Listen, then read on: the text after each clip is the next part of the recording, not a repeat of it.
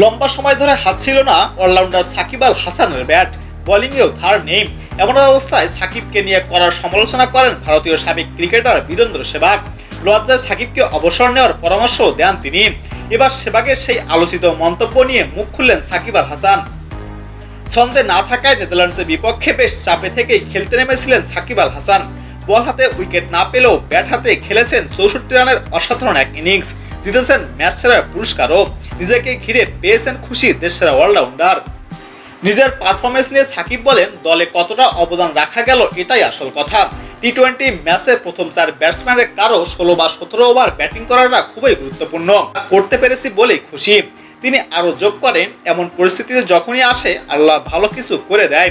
আলহামদুলিল্লাহ ভালো কিছু করতে পেরেছি, গুরুত্বপূর্ণ 2টি পয়েন্ট পেয়েছি। দেশ থেকে আসার আগে কেউ যদি বলতো আমাদের 4 পয়েন্ট থাকবে তাহলে আমরা খুশি মেনেই নিতাম। এরপর সেহবাগের সেই আলোচিত মন্তব্যের বিষয়ে সাকিব বলেন, আমি কাউকে উত্তর দেওয়ার জন্য ক্রিকেট খেলি না। আমার মনে হয় ক্রিকেট খেলায় ব্যাটসম্যানদের কাজ ব্যাটিং করা, রান করা, বোলারদের কাজ উইকেট নেওয়া, ফিল্ডারদের কাজ ভালো ফিল্ডিং করা, ক্যাচ নেওয়া।